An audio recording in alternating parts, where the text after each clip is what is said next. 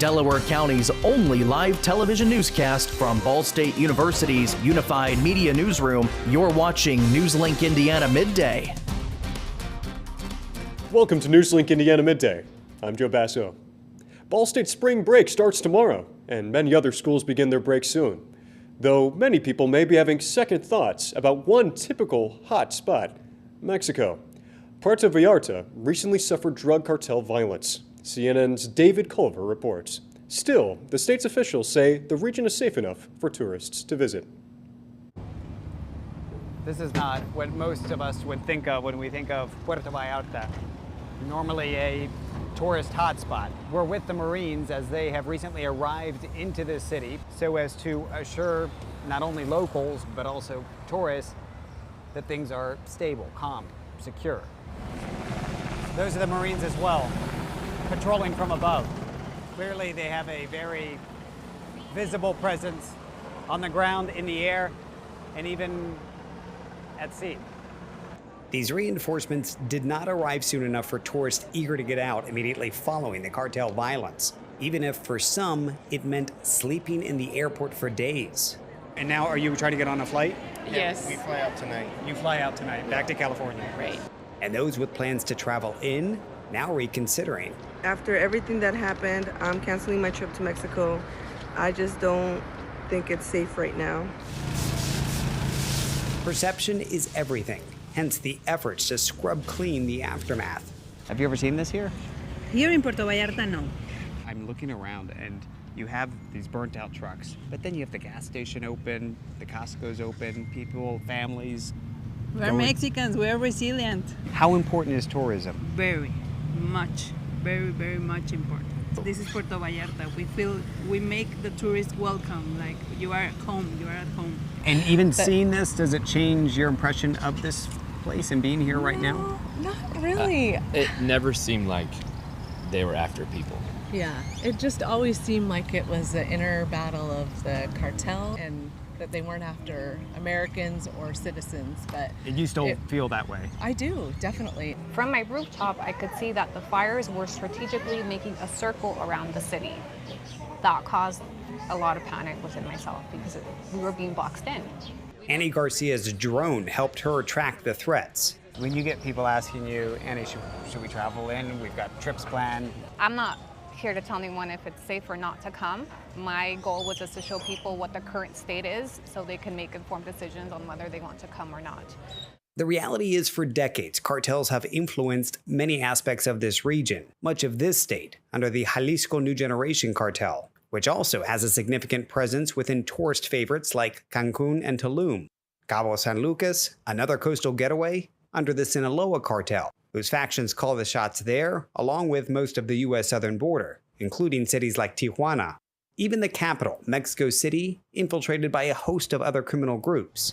But rarely are tourists impacted.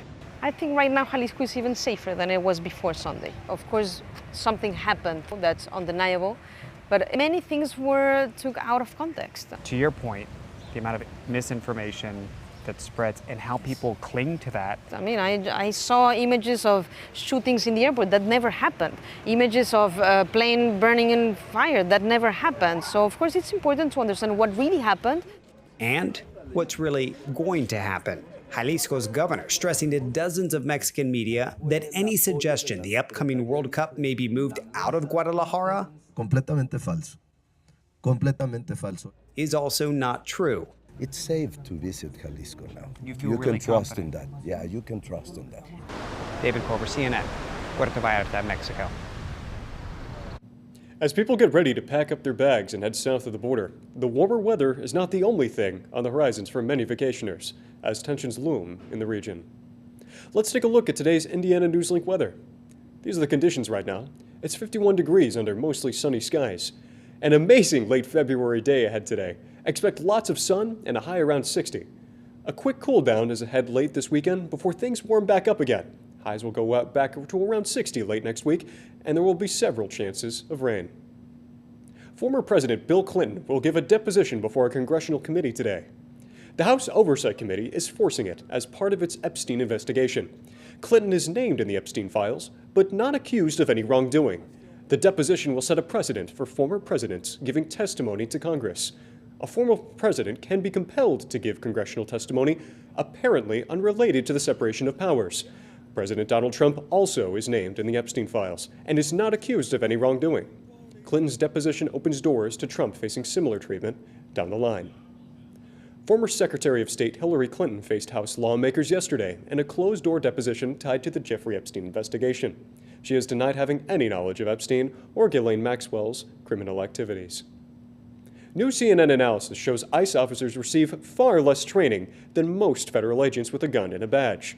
Odometer fraud investigators and Bureau of Engraving and Printing police have been found to get more. ICE deportation officers now receive 42 days of training.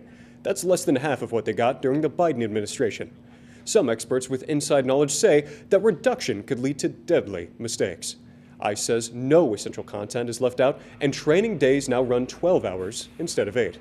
It's unclear when that might have changed, since whistleblower documents indicated it was not the case recently. As we close out February and head into spring, we also close out Black History Month. But one Muncie organization continues to not just highlight Black History Month, but to tell the stories that come closer to home. NewsLink Indiana's Kamara Munn reports. As Black History Month comes to an end, the Notable Women of Muncie and Delaware County Project bring the community out for a night of history, archives, and storytelling. In collaboration with Bracken Library's 50th anniversary and other partnerships, a group of panelists held the spotlight with interesting facts and details of events that took place in the 1900s. Melissa Gentry, a panelist at the event, believes Muncie plays an important role in Black history. Muncie is such a unique city. We have such a rich history that's connected to so many big events in American history, and I think it just kind of instills a sense of pride in you. This year's Black History Month event is dedicated to the legacy Women of Whiteley left, held at the historical mark of Schaefer Chapel Museum. The museum holds a world of Black history from Whiteley community members and Muncie residents. Akila Nasakri recognizes how remarkable it is to have history to reflect on and build upon. Oh yes, it does move me. The women have always been the movers and the shakers in the community and in the family. And the women of Whiteley showed that in their activities. The Notable Women of Muncie and Delaware County Project will continue to highlight significant women in Muncie at their events. This year's event is special, encouraging unity through history. In Muncie, Kamara Munn, NewsLink, Indiana.